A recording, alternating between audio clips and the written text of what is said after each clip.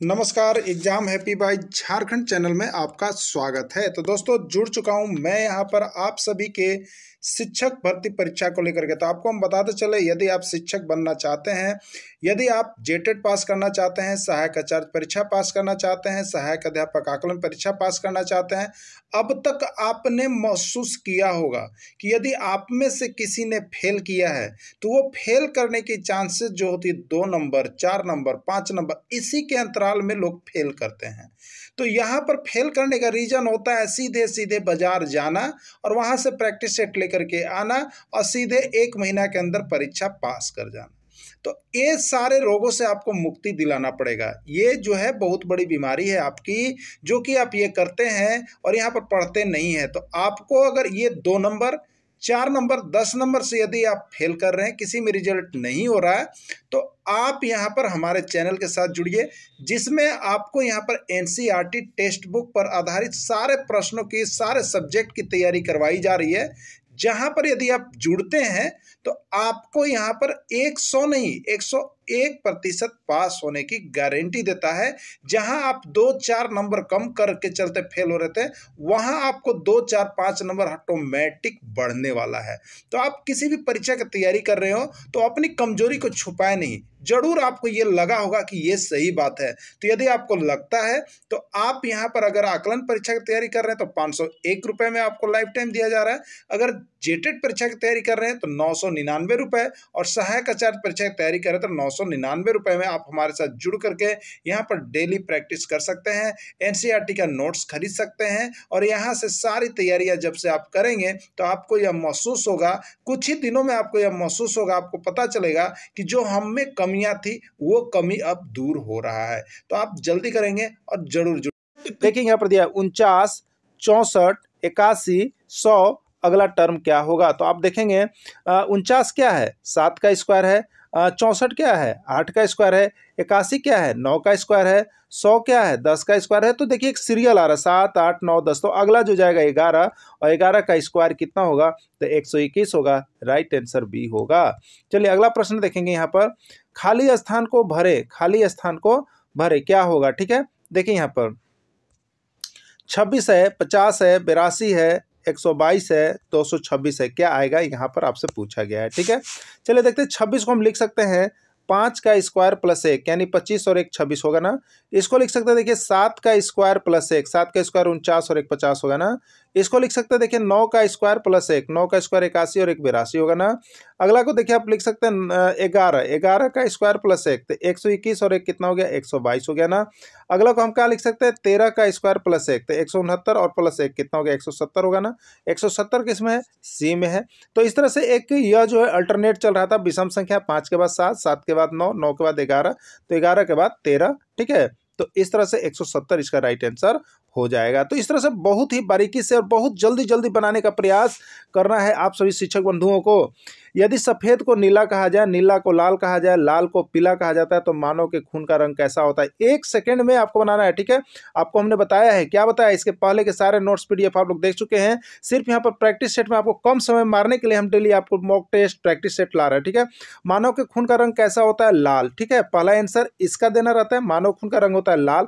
अब आपको ध्यान देना है कि लाल को कहा क्या जाता है, तो सफ़ेद को नीला, नीला को लाल और लाल को पीला। तो लाल आपका आंसर था और लाल को पीला कहा जाता है, इसलिए इसका राइट आंसर पीला होगा। ठीक है, इसका राइट आंसर पीला होगा, पीला इसका राइट आंसर हो गया। ठीक है, अगला देखिएगा, यदि पुलिस को शिक्षक, शिक्षक को राजनीतिक, राजनीतिक को डॉक्टर कहा जाता है, तो अपराधी को कौन पकड़ेगा, बताइएगा। देखिए अपराधी को कौन पकड़ेगा, सबसे पहले तो चोर पकड़ेगा। अब आपको ध्यान देना है कि चोर को इस प्रश्न में क्या कहा गया है, तो पुलिस को शिक्षक, एक मिनट, तो अपराधी को कौन पकड़ेगा, यहाँ पर देखिएगा अपराधी को पुलिस पकड़ेगा। ठीक है, अपराधी को पुलिस पकड़ेगा। अब देखिएगा यहाँ पर पुलिस को क्या कहा जाता है, अब ध्यान देना आपको, पुलिस को क्या कहा जाता है, तो पुलिस को शिक्षक कहा जाता है, यानी पुलिस को शिक्षक। तो यहाँ शिक्षक आंसर होगा, तो इसका राइट आंसर शिक्षक हो जाएगा। ठीक है, चलिए यहाँ पर देखिएगा, म्यूट शब्द के अक्षरों से कौन सा शब्द नहीं बनेगा। ध्यान दीजिएगा, म्यूट यानी यही वाला अक्षर को प्रयोग करके जो शब्द बना होगा उसको नहीं लेना है, जो उसमें नहीं बना है उसको कौन सा शब्द नहीं बनेगा। ध्यान दीजिएगा कौन सा शब्द नहीं बनेगा। तो म्यूट में देखिएगा टी है ना, टी है, ई है ना, ई है, लेकिन एन जो है, एन है कहीं इसी में, म्यूट में एन कहीं है, नहीं है, इसमें एन आया है, इसलिए ये नहीं बन सकता है। अब म्यूट देखिएगा, एम यू टी ये बनेगा, और देखिएगा टी ई एम ये भी बनेगा, टी यू एम ये भी बनेगा, यानी ये नहीं बनेगा। इस तरह से इसको बहुत जल्दी आपको जज करके, यहाँ ऑब्जेक्टिव क्वेश्चन है, भर देना है। तो जितना जल्दी बनाइएगा ना, उतना ही आपका स्कोरिंग बढ़ने वाला है। कैरेक्टर शब्द के अक्षरों से कौन सा शब्द नहीं बनेगा? ध्यान दीजिएगा, कैरेक्टर शब्द के अक्षर से कौन सा शब्द नहीं बनेगा। बारीकी देखिए, RACE है कि नहीं, टिक करते चलिए, RACE ये बनेगा। अब यहाँ पूछा है कौन नहीं बनेगा, तो ये आपका आंसर नहीं हुआ। अब ACT देखिए, ACT एक्ट है ना, ये भी बनेगा। अब देखिएगा यहाँ पर हारा, HARA ये भी बन गया, लेकिन रेक्टम अब बचा हुआ है, तो देखेंगे RACT, एम इसमें कहीं भी नहीं है, एम एक नया वर्ड आ गया, इसलिए ये नहीं बनेगा। राइट आंसर इसका रेक्टम होगा। कितना जल्द कर रहे हैं आप सभी, जरूर देखिएगा, पेन कॉपी लेकर के बैठिएगा और जितना जल्दी हो सकेगा प्रैक्टिस करके हमें बताइएगा कि आपका आंसर कितना आया। ठीक है, मानसिक विकास का संबंध नहीं है। मानसिक विकास का संबंध किससे नहीं है? विद्यार्थी का वजन एवं ऊंचाई, तर्क एवं निर्णय, स्मृति का विकास और मौत की समस्या। ठीक है, तर्क एवं निर्णय मानसिक से होता है, स्मृति का विकास मानसिक से जुड़ा हुआ है, अवबोध की क्षमता मानसिक जुड़ा हुआ है, लेकिन विद्यार्थी का वजन एवं ऊंचाई जो है ये विकास नहीं, ये वृद्धि से जुड़ा हुआ है। ठीक है, तो राइट आंसर ए हो जाएगा इसका। मनुष्य के शरीर में हड्डियों की संख्या कम से कम होती है, सबसे कम से कम कब होती है? शैशवावस्था, बाल्यावस्था, किशोरावस्था या प्रौढ़ावस्था? तो प्रौढ़ावस्था में मनुष्य के शरीर में हड्डियों की संख्या सबसे कम से कम हो जाती है, और शैशवावस्था में सबसे ज्यादा होती है। अगला है, किशोरावस्था की प्रमुख समस्या है, किशोरावस्था में वजन बढ़ाने की, शिक्षा की, समायोजन की या अच्छे परिणाम देने की। तो शैशवावस्था, बाल्यावस्था, किशोरावस्था। किशोरावस्था में सबसे मुख्य समस्या जो माना जाता है वो समायोजन का होता है, एडजस्टमेंट का होता है, क्योंकि वह टीन एज होता है, इसे पता नहीं चल पाता है क्या करे और क्या नहीं करें। बालक का विकास होता है सिर से पैर की ओर, पैर से सिर की ओर, दोनों से, इनमें से कोई नहीं। तो बालक का विकास जो होता है वो बार बार आने वाला प्रश्न है और बार बार आपको बताया भी गया है, वो सिर से पैर की ओर होता है। ठीक है, विकास के संबंध में गलत कथन है, विशिष्ट से समान की ओर, सार्वभौमिक प्रक्रिया, विकास कभी भी हो सकता है, सिर से पैर की ओर विकास होता है। ठीक है, तो यह विशिष्ट से समान की ओर नहीं होता है।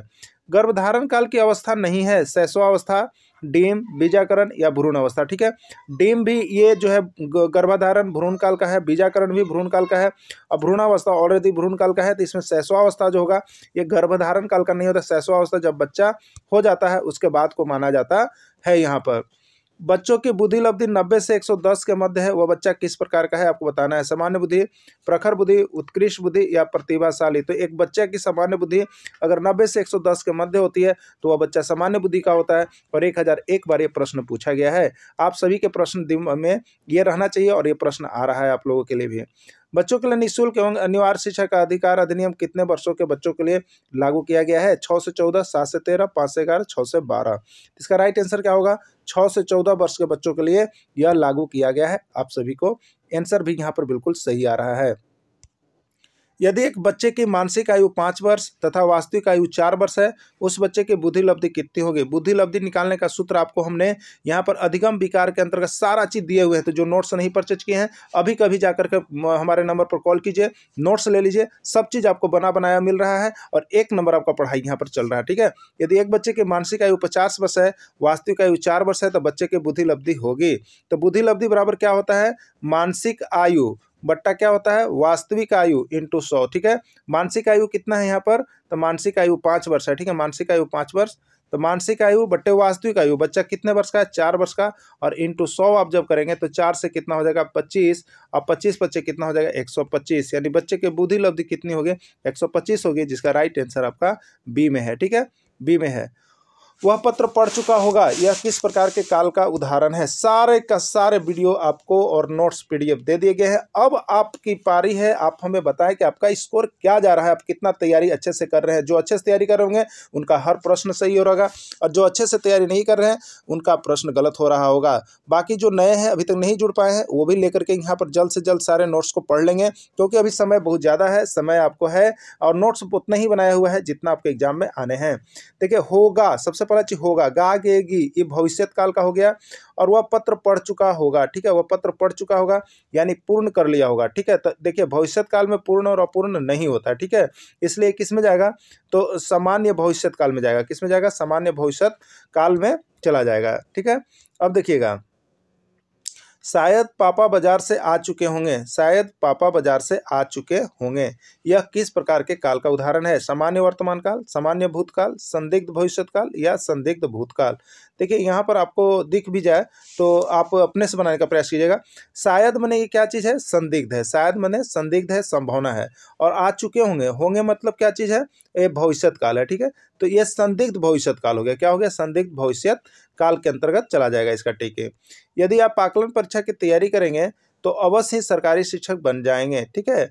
तो इसमें कौन सा काल का उदाहरण है, सामान्य, हेतु हेतुमत, पूर्ण भविष्यत काल, अपूर्ण। देखिए भविष्यत काल जो होता है वो पूर्ण और अपूर्ण नहीं होता, पहला चीज। और सामान्य भूतकाल ये नहीं है, लेकिन दो गो के बीच अगर संबंध बन रहा होगा तो ये आश्रित हो जाते हैं, क्या होता है, आश्रित, यानी इसी को आश्रित भूतकाल कहते हैं, या इसी को कहते हैं हेतु हेतु मद भविष्यत काल। क्या कहते हैं, हेतु हेतु मद भविष्यत काल के अंतर्गत इसको जाना जाता है, ठीक है। तो इसका राइट आंसर हो जाएगा हेतु हेतु मद भविष्यत काल, ठीक है। सामान्य भविष्यत काल का उदाहरण है, सामान्य भविष्यत काल का उदाहरण है, वह पढ़ लिया, रामपत्र पढ़ा होगा, ठीक है। भविष्यत काल में एक ही चीज आ रहा है, होगा ना, गागेगी, भविष्यत काल हो गया, इसलिए यही सी इसका राइट आंसर हो जाएगा। पूर्ण वर्तमान काल का उदाहरण है, पूर्ण वर्तमान काल, रामपत्र पढ़ लिया होगा, रामपत्र पढ़ लिया है, श्याम पत्र पढ़ता था, वे आम खा रहे हैं, वे श्याम पत्र नहीं पढ़ा। देखिए पूर्ण वर्तमान काल में काम पूरा होता है ना, श्याम पत्र नहीं पढ़ा है यानी तो नहीं हुआ, वे आम खा रहे थे ये भी पूरा काम नहीं हुआ, श्याम पत्र पढ़ता था ये भी काम पूरा, राम पत्र पढ़ लिया यानी ये पूर्ण काम हो गया है कि राम ने पत्र पढ़ने का काम पूरा कर लिया है, तो ये पूर्ण वर्तमान काल में चला जाएगा, यानी इसका राइट आंसर ए हो जाएगा। रमेश बाजार पहुंच रहा है किस प्रकार के काल का उदाहरण है, रमेश बाजार पहुंच रहा था, यह किस प्रकार के काल का उदाहरण है। सबसे पहला चीज सामान्य वर्तमान काल, सामान्य भूतकाल, सामान्य भविष्यत काल, या एक नंबर आपको और दिया हुआ है अपूर्ण भूतकाल, ठीक है। तो देखिए यहाँ पर रमेश बाजार पहुंच रहा था, सबसे पहला चीज तो ये भूतकाल का है। क्यों है भूतकाल का, क्योंकि था लगा हुआ है, तो था थे थी मैंने भूतकाल। अब रही बात कि रमेश बाजार पहुंच रहा है मतलब पहुंचा नहीं है, काम पूरा नहीं हुआ है, तो काम पूरा नहीं हुआ है तो अपूर्ण उसको कहेंगे, यानी इसका क्या हो जाएगा आंसर, अपूर्ण भूतकाल हो जाएगा। क्या हो जाएगा, अपूर्ण भूतकाल हो जाएगा। भारत 26 जनवरी 1950 ईस्वी को गणतंत्र दिवस घोषित हो चुका था, यह किस काल का उदाहरण है, सामान्य वर्तमान काल, सामान्य भूतकाल, पूर्ण भूतकाल, या कोई नहीं, ठीक है। तो देखिए भारत जो है 26 जनवरी 1950 को गणतंत्र दिवस घोषित हो चुका था है मतलब भूतकाल है, सबसे पहला चीज आ गया। अब ये काम पूरा हो चुका था 26 जनवरी 1950 को, काम पूरा हो चुका था, इसलिए इसको हम किस में डालेंगे, पूर्ण डालेंगे, यानी पूर्ण भूतकाल इसका आंसर हो जाएगा। तो इसका राइट आंसर सी हो जाएगा। सीता शायद कमरे में आ चुकी थी, सीता शायद कमरे में आ चुकी थी, यह किस प्रकार के काल का उदाहरण है, सामान्य भूतकाल, पूर्ण वर्तमान काल, संदिग्ध भूतकाल, या पूर्ण भूतकाल, ठीक है। तो रीता शायद कमरे में आ चुकी थी, देखिए शायद है, शायद मैंने संदिग्ध हो गया, संदिग्ध मैंने पूरा चीज नहीं है तो संदिग्ध। अब था थे थी है मतलब भूतकाल है, तो किस में जाएगा, संदिग्ध भूतकाल में चला जाएगा, ठीक है, संदिग्ध भूतकाल में चला जाएगा। आप बाजार जाते हैं, यह किस प्रकार के काल का उदाहरण है, सामान्य वर्तमान काल, सामान्य भूतकाल, सामान्य भविष्यत काल, या कोई नहीं, ठीक है। तो आप बाजार जाते हैं, यह किस प्रकार के काल का उदाहरण है, सामान्य वर्तमान काल, सामान्य भूतकाल, सामान्य भविष्यत काल, या कोई नहीं, ठीक है। देखिए ता ते ती आपको हम बताए हैं, ता है ते है ती है, ये या ता था ते थे ती थी, सब सामान्य में जाता है, ठीक है। लेकिन है मैंने वर्तमान है तो सामान्य वर्तमान काल होगा, क्या होगा, सामान्य वर्तमान काल होगा ना। अगला देखिएगा, संभवतः राम पटना से आ रहा है, यह किस प्रकार के काल का उदाहरण है, ठीक है। राम पटना से आ रहा है, यह किस प्रकार के काल का उदाहरण है।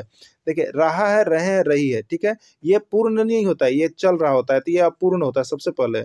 और है मतलब वर्तमान काल है तो अपूर्ण वर्तमान काल होगा, ठीक है। और इसको जिसका नोट्स चाहिए वो हम पे फोन नंबर दिया हुआ है, कॉन्टैक्ट कीजिए और तुरंत इसका नोट्स पूरा डिटेल्स जो बनाया हुआ है उसको पढ़ लीजिए। इसके बाद आपको कहीं से कोई समस्या हो व्याकरण में तो कॉन्टैक्ट हमसे कर सकते हैं।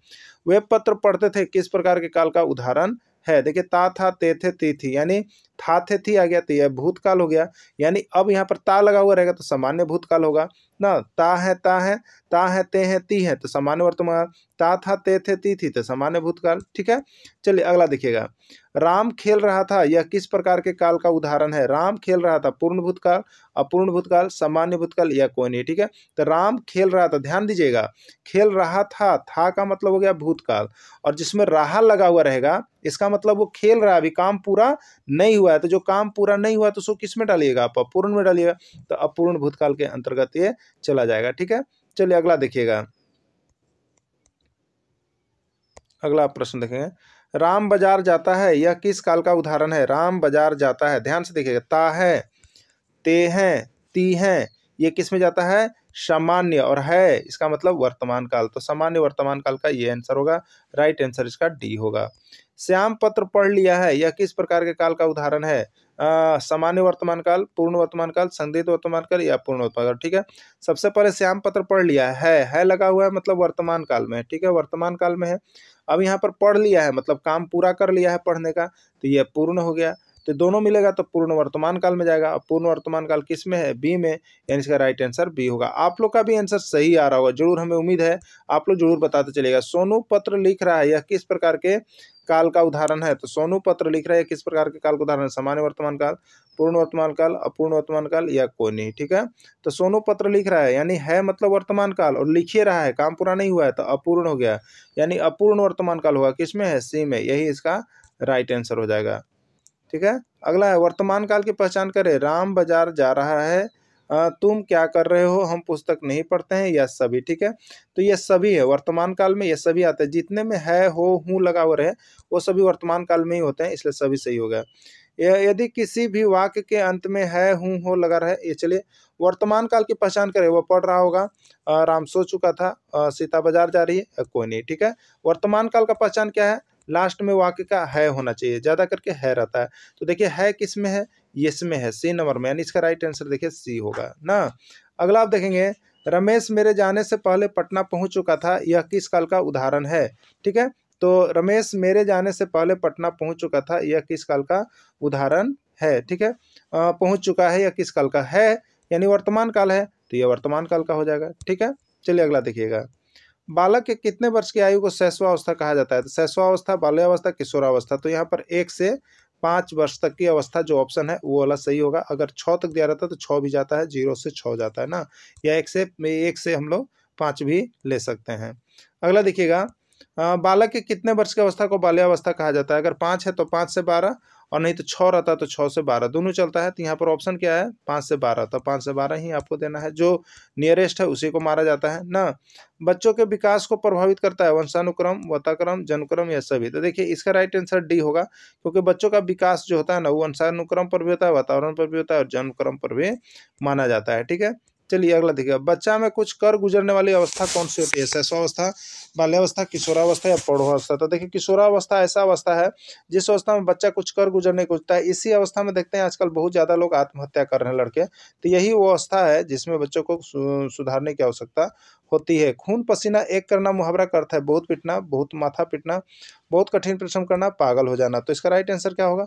बहुत कठिन परिश्रम करना। ठीक है, चलिए अगला देखिए, गड़े मुर्द उखाड़ना मुहावरा का अर्थ है मरल आदमी को जिंदा कर देवेला, पुराना और मूली बातों को उखाड़ना, कठोर व्यक्ति सरल भाव जगाना। ठीक है, तो गड़े मुर्द उखाड़ने का यानी कि पुरानी और भूली हुई बातों को फिर से याद करके एक बार फिर जम के लड़ाई कर लेना, तो ये होता है गड़े मुर्द उखाड़ना। चादर से बाहर पाँव पसारना का अर्थ है क्या है? चादर से अधिक आय होना, आमदनी कम होना, पराक्रम करना या आमदनी से अधिक खर्च करना। ठीक है, तो चादर से बाहर पाँव पसारने का मतलब है, यहाँ पर देखिए चादर से बाहर पाँव पसारने का मतलब आमदनी से अधिक खर्चा करना, जितना है आमदनी उससे अधिक खर्च करना इसका होता है।